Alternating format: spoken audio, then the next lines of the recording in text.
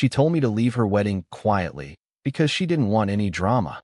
So I did, quietly, respectfully, disappearing like I'd never paid the deposit, like I hadn't raised her through every hard year of her life. Then, an hour later, her voice cracked through the phone. "Dad, the caterer never showed. What do we do?" I smiled. "No me, no food." Before we continue, please subscribe to our channel and tell us in the comments your name and where you're watching from. We will love to give you a shout out in our next video. I arrived early. Not obnoxiously early, but enough to take a breath before the madness began. The parking lot was already half full with cars I didn't recognize, luxury rentals and family sedans decorated with white bows and stick-on initials. I sat in my truck for a moment, adjusting the cuffs of the suit I hadn't worn since Linda's funeral 2 years ago. Charcoal gray, conservative, a little tight in the shoulders. The kind of suit that says, "I came to do the right thing." I checked my phone. 3:48 p.m. ceremony at 4:30. My name wasn't on the seating chart. I knew that already. But I was her father. I took a deep breath and got out. The hotel where they were hosting the wedding had a main ballroom with cathedral-high ceilings and these floor-to-ceiling windows that caught the late winter light in long, dreamy streaks. I'd helped pick the place, back before things went quiet between us. I remember the brochure. Gold leaf sconces, antique chandeliers, a view of the water from the balcony where guests would take their champagne. I'd written the deposit check 2 weeks after she'd gotten engaged. $6,000 from my savings account. No questions asked. When I walked into the lobby, I didn't expect a welcome committee. But I also didn't expect what I got. It was Jen, her best friend and one of the bridesmaids, who spotted me first. She froze like she'd seen a ghost. Then she darted through a side hallway without saying a word. Moments later, my daughter appeared. Maggie. Her wedding dress wasn't white. It was this soft champagne color, like silk soaked in candlelight. She looked beautiful, tired, stressed. She didn't come close, just stood 10 feet away, hands twisting the hem of her dress. "Dad," she said. It was the first time I'd heard her voice in nearly 6 months. "Maggie," I said. She looked around, as if checking who might be watching. As if I were something dangerous she hoped to avoid being photographed near. "I'm really sorry," she said. "But you have to leave immediately." I blinked. "What?" "I'm sorry," she said again, a little too fast. I can't have any drama today. It's already been a mess, and I just need today to go well. Please, go away quietly." She didn't say it with malice. She said it like someone diffusing a bomb. "You invited your mother's second husband," I said slowly. "You invited everyone but me." "I didn't want to," she whispered. "I fought for you, I swear. But Ryan's mom, she said it would be confusing. And Mom said you might make a scene." "What scene?" My voice cracked. "Maggie, I paid for the damn caterer." She flinched. I took a step back. I saw the makeup artist watching us through a cracked door. I saw the hotel manager frowning from the check-in desk. I saw my daughter, red in the face, twisting her hands in her lap like a child who'd broken something she couldn't afford. "Okay," I said. "Okay. You don't want drama. So I'll go." I buttoned my jacket, straightened my tie, walked out past the families posing for photos, past the valet who didn't recognize me, past the sound of clinking glass and violins tuning for the cocktail hour. She didn't call out after me, didn't say she was sorry. I sat in my truck for 5 minutes before starting it. My hands were shaking too badly. I looked at the hotel in the rearview mirror, then looked away. A voice in my head whispered, "You raised her to be better than this." Another voice answered, "No, you raised her to survive people like her mother." But maybe she became exactly that instead. I went home, changed, put on sweatpants, and microwaved the last of the chili. I turned my phone off. I didn't want to see the pictures, the posts, the filtered smiles, and matching dresses. I didn't know it yet. But the moment she told me to leave quietly, she also set the table for everything that came next. And what came next? That was justice. Slow roasted. Served cold. I didn't sleep that night. Not well anyway. The kind of rest that comes in shallow waves. Never deep enough to dream. Just enough to keep the heart beating and the rage from boiling over. I lay on the couch, not the bed, with the TV on mute. Just the soft flicker of blue light on the ceiling. Half of me expected a text. An apology. a voice memo, something. But nothing came. At 2:17 a.m., I gave up pretending I wasn't waiting. I turned off the TV and sat in the dark with a glass of water, listening to the refrigerator hum and the old pipes knock in the walls. I paid for the caterer. That sentence kept echoing. Not out of pride. God knows I've never thrown money around to control her, but because it was the last thing connecting me to that day. The deposit was made months ago through Luis, a man I've known since we were 17 and working drywall jobs for $20 an hour. He runs a catering company now. Family owned. Does weddings, quinceañeras, retirement parties. Real food. Stuff that makes a memory. I told him Maggie was getting married, and he offered me a deal. For your daughter? I'll make it unforgettable. He cleared his schedule, brought in extra help, rented linens I couldn't even pronounce. I paid him in full out of pocket. $7,800. He wouldn't show up without my go-ahead. That was the arrangement, and I hadn't given it. I knew she was going to call. I just didn't know when. The call came at 4:06 p.m. the next day. Not from Maggie. From Ryan, the groom. His number popped up while I was watching a rerun of a show I didn't care about, holding a leftover sandwich I didn't want to eat. Mr. Alvarez? His voice was tight. Ryan, I said flatly. You sound like a man whose dinner hasn't arrived. A long pause. She said you were upset. That there was a misunderstanding. That what it was? He exhaled into the phone, trying to recalibrate. I think we got off on the wrong foot yesterday. I know there's history, emotions, but we were really hoping you'd reconsider. Reconsider. Like I was a caterer, not a father. I didn't raise my voice. Didn't curse. Didn't say half the things boiling up in my chest. I just leaned back into the couch, looked up at the ceiling, and said, "Know me, no food." He didn't respond right away, so I repeated it. "Know me, no food. I don't understand." "You will." I hung up. At 4:23 p.m. The second call came. This time Maggie. "Dad, please don't do this." "Do what?" I said. "Respect your wishes?" "You know that's not what I meant." "No? You asked me to leave quietly." "I did. And I haven't made a single sound since. Not even to Luis." The silence on the other end wasn't empty. It was heavy, like she was weighing every word before she spoke. "You're punishing me." "I'm feeding you the truth," I said. "And it turns out, it doesn't come with hors d'oeuvres." She sniffled. "Not crying yet, but close." "Do you have any idea how embarrassing this is? Do you have any idea how humiliating yesterday was? Being told by my own daughter that I wasn't wanted at her wedding? After everything. It wasn't like that." "No." My voice stayed low. "Tell me how it was, then." She didn't answer. "You let them paint me as a threat," I continued, as if I was some liability, like I'd show up drunk or bitter. I showed up in a suit I couldn't afford, with a heart full of hope. "And you sent me away like a stain. I didn't mean to hurt you. You meant to manage me," I said, "like a risk, like a cost you weren't willing to pay." She said my name, not Dad. That told me everything I needed to know about what side of herself she'd stepped into. "Please," she whispered. "People are hungry. They're complaining." I looked out the window. The sun was starting to drop, casting long shadows across the yard I mowed myself every Sunday.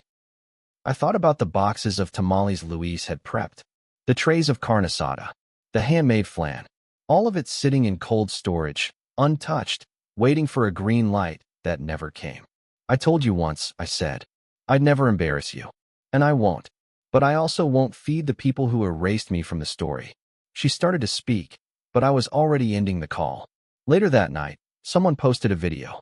It showed a wedding guest panning across an empty buffet table. The caption read, "Beautiful ceremony. No food. Not even bread. Guess love isn't the only thing you can starve on your wedding day." The comments were brutal. By morning, it had 14,000 views. I didn't share it, didn't comment, didn't smile, but I saved it. Not out of spite, out of proof. Because sometimes, when you raise your voice, people call it drama. But when you say nothing at all, they finally hear you. 3 days passed. No one came to my door. No bouquet. No apology note.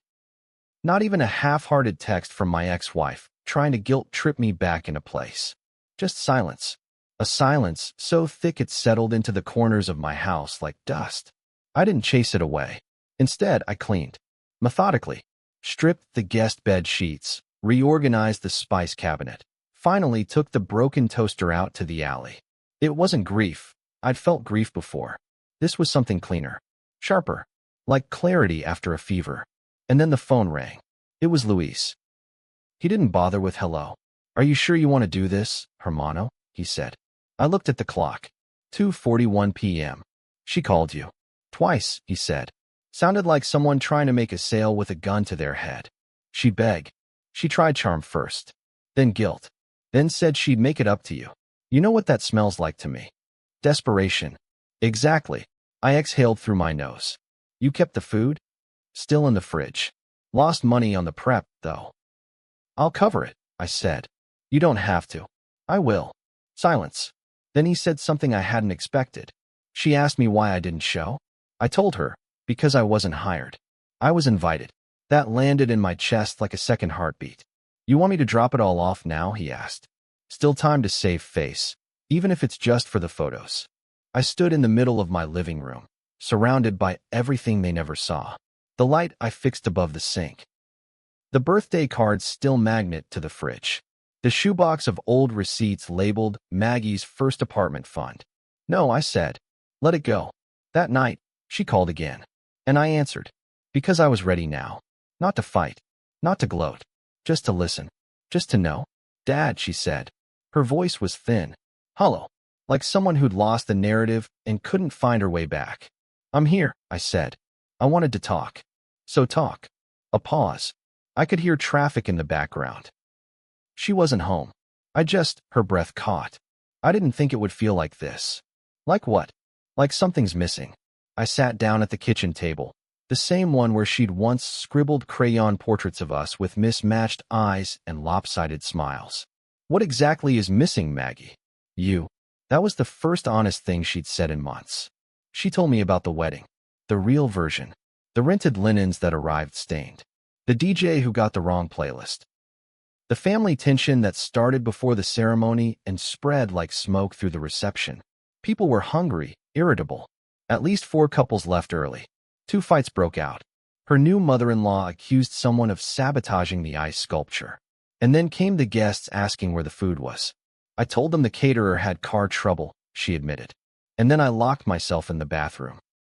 I pictured her in a stall, tears streaking her wedding makeup, the silk of her dress wrinkled beneath her knees. I wasn't trying to erase you, she said. I was trying to protect myself. From what? She hesitated. From the feeling that I owe you everything. I let that sit. Because that was the root of it, wasn't it? Not anger. Not hatred. Just guilt she couldn't admit to. I didn't ask for everything, I said gently. I just asked to be seen. A sob caught in her throat. A real one this time. No performance. I'm so ashamed. You should be. She cried harder. But I didn't rescue her from it. I let her sit in the silence. Let her feel the weight she'd asked me to carry alone. When her voice returned, it was smaller. Do you hate me? No, I said. But I know who I am now. And I know who I won't be again. We talked for 31 minutes. Some of it raw. Some of it stiff. She tried to pivot into nostalgia once or twice. Bring up old memories like duct tape for a cracked wall. I didn't take the bait. Near the end, she asked the question I'd been waiting for.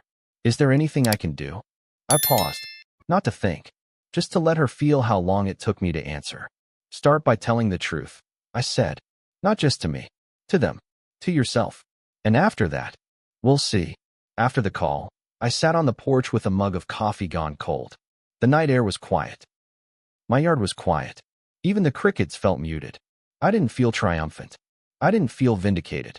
I just felt like a man who finally said no to being erased. It wasn't revenge. It was a line in the sand. And this time, I was standing on the side that didn't budge. By the end of the week, it wasn't just family that knew. It was everyone. See, I come from a small town. Not the kind where everyone's in your business, but close enough that a story like this travels fast. Faster than it should. Especially when there's a wedding involved, and even more when there's scandal. It started with a few vague Facebook posts. Guests, some drunk, some bitter, posted photos of the setup, but not the food. Because there wasn't any. People wanted to know, what happened? Why was the buffet table empty? Why were there napkins, but no plates? Then came the speculation. Bad caterer? Miscommunication? Power outage? No one guessed the truth. Until Jen, the same bridesmaid who scurried away when she first saw me at the venue, posted a cryptic story on her Instagram. Note to brides, maybe don't uninvite your father if he's footing the food bill. Just saying. That was it. 12 words. But that was enough. By morning, the post had been screenshotted, passed around, and paired with the now viral video of the empty buffet. The one with the caption that read, "Love is patient. Love is kind. But love is not a substitute for dinner." The comments were brutal. This looks like a hostage situation. Did they forget people need to eat? Was this wedding catered by invisible ghosts or just guilt? And then someone finally asked the question. Wait, did the dad pull the catering? No one confirmed it. Not publicly. But when you've lived your life doing right by people, you don't need to defend yourself. They defend you. Luis posted a quiet status update the next day. Nothing loud. Just a sentence. My team and I always honor our commitments. If we don't show, it means we were never truly invited. No tags. No names. But it was enough. The story told itself after that. I got a call from my sister Rosa that afternoon. Did you see the comments? She asked. I don't have Instagram, I said. Well, people are choosing sides. And guess what? You're winning. I'm not interested in winning. I know, she said. But it's nice to see people noticing what you've been swallowing for years. Rosa had always been the one who watched Maggie's relationship with her mother like a hawk. She'd warned me when the birthday invites started coming with +1 for Mom's husband, but not for me. She'd warned me when Maggie started using phrases like, "It's complicated," whenever I came up in conversation. I hadn't wanted to hear it. I told her, Maggie's trying to keep the peace. And Rosa said something back then I've never forgotten. Peace is cheap when it's bought with your silence. Now, finally, that silence was over. Maggie called again. This time, no tears. She sounded tired, like someone who'd finally run out of places to hide. They're talking about us online, she said. They're talking about what happened. I corrected. You and I? That's still just between us. I feel exposed. You made a public decision, I said gently. You asked your father to leave his own daughter's wedding. And then you asked for his help when the cake was already cut. People notice things like that. I didn't expect it to blow up. No one ever does. But that's the thing about starving people. They tell the story themselves. She asked if I could do anything to quiet it. Talk to Luis, she said. Maybe ask him to clarify. To lie, I said. To soften it. I didn't answer right away. I just looked around the kitchen. My fridge still had 2 covered trays Luis had dropped off for me after the wedding. One of carne asada, one of enchiladas. They were still wrapped in foil. I hadn't opened them yet. I was keeping them like proof. Dad, she said again. I spent years defending you, I said. Even when you ignored me. Even when people said you were turning into your mother. I told them, she's just trying to keep the family from falling apart. She was quiet. But now I see it for what it was. I wasn't protecting you. I was making excuses for your absence. I didn't know how to stand up to them, she said quietly. You stood up just fine when it came to sending me away. She didn't reply. And now you're asking me to silence the only truth I've told. Still no reply. You want this to go away, Maggie? I asked. Then don't call me. Don't call Luis. Call the people you chose instead of me. And ask them why you feel so alone. I hung up. Didn't slam it. Didn't fume. Just ended it. And then I did something I hadn't done in a long time. I set the table. For 1. 2 tamales, a serving of rice, a spoonful of Luis's salsa verde I'd been saving for something worthy.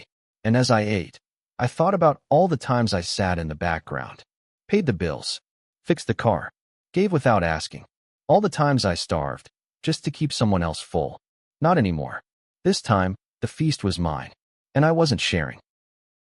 A month passed. The posts slowed down. The comments stopped. The wedding album went up quietly on Facebook. Select photos, heavy edits. No mention of the reception. No photos of the food, for obvious reasons. Just a carousel of curated smiles. A perfect illusion. But everyone who was there knew. And so did everyone who'd heard. That's the thing about public silence. It only works if no one knows what to listen for. But once you know, once you've seen the truth with your own eyes. An empty buffet, A missing father, a room full of guests chewing their own tongues. That silence starts to rot. The story stayed in town longer than the marriage ever will. I can say that now, because I've learned how to stop lying to myself. I saw her again in early spring. Grocery store parking lot. Sunday afternoon. She was loading bags into the trunk of a car that looked suspiciously like the one her mother used to drive. I parked 2 miles away and watched her for a moment. She looked up, caught my eyes. I didn't smile. I didn't wave. Just a nod. Barely there. The kind a stranger gives someone they almost remember. She didn't approach. She didn't shout across the lot. She looked like she wanted to. Her mouth opened, but nothing came out. Just that small, ghost-colored breath in the air between us. She closed the trunk and drove away. I didn't feel victorious. This wasn't revenge, not really. It was something else. Something older. Something quieter. The kind of justice that doesn't come from slamming doors or courtroom speeches or viral videos. Just knowing who you are. Knowing what you gave. Knowing what you'll never give again. The wedding? I wasn't in a single photo. Not one. Not even the ones from her childhood they used for the montage. It's as if I was never there. But the food? The food told the truth. The food was never forgotten. That absence, that silence on every plate, that tension in every bite that never came, that was mine. That was me. And for once, they tasted it. They tasted exactly what it meant to be cut out, to be erased, to be left unfed. I still talk to Luis. We laugh about it sometimes, not with bitterness, but with that tired kind of humor men share when they've done all they can for people who never said thank you. Should have charged extra for the lesson, he joked once. You can't put a price on a parable, I said. He smiled. No, but you can still send the bill. I keep the last unopened tray from the wedding in my freezer. Still wrapped, still sealed. Not because I plan to eat it, but because every man deserves a reminder of the line he finally drew. That was mine. A pan of cold, untouched tamales. Proof that I showed up. Proof that I left quietly. And proof that when they came asking, I said no. Have you ever been erased by someone you raised? If so, did you leave quietly?